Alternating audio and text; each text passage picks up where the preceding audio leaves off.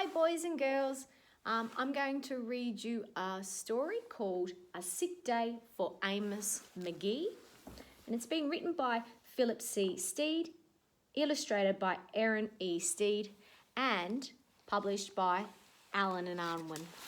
Here we go. A Sick Day for Amos McGee.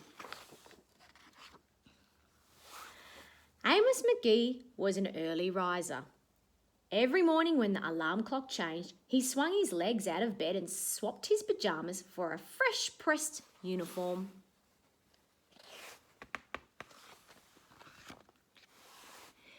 He would wind his watch and set a pot of water to boil, saying to the sugar bowl, "A spoonful for my oatmeal, please, and 2 for my teacup." Belly full and ready for workday, he'd amble out the door. Every day, Amos waited for the number 5 bus. "Next stop, City Zoo," the bus driver would call. 6 a.m, right on time, he'd reply. Amos had a lot to do at the zoo, but he always made time to visit his good friends. He would play chess with the elephant, who thought and thought before making a move. Run races with the tortoise, who never ever lost.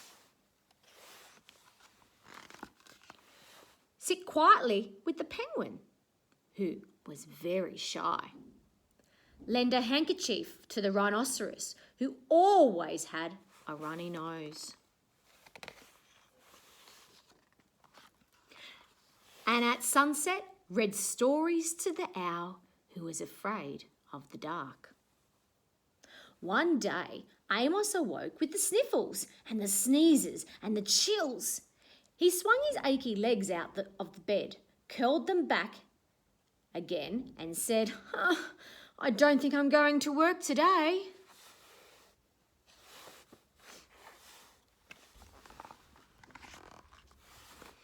Meanwhile, at the zoo, the animals waited for their friend.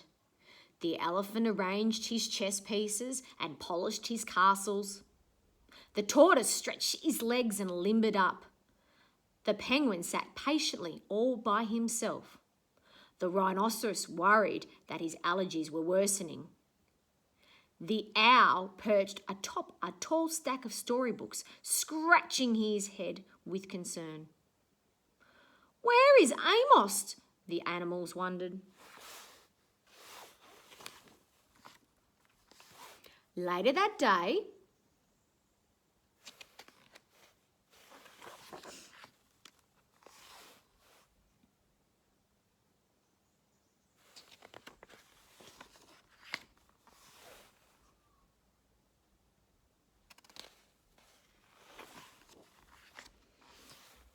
"Hooray! My good friends are here!"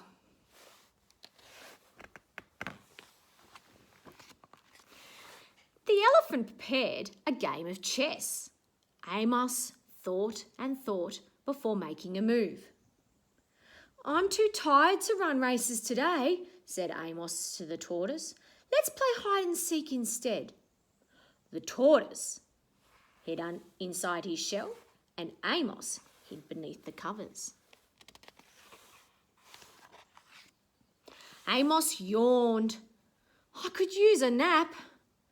The penguin sat quietly, keeping Amos's feet warm. Achoo! Amos awoke with a sneeze.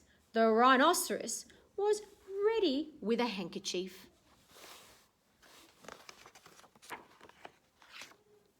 "I'm beginning to feel much better, thank you," said Amos to his friends. He swung his legs out of bed. "Perhaps we'll have a pot of tea."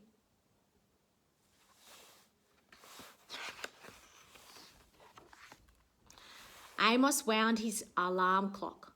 "It's getting late," he said. "After all, we have a morning bus to catch." So Amos said goodnight to the elephant, and goodnight to the tortoise, and goodnight to the penguin, and goodnight to the rhinoceros, and goodnight to the owl, who, knowing that Amos was afraid of the dark, read a story aloud before turning out the light.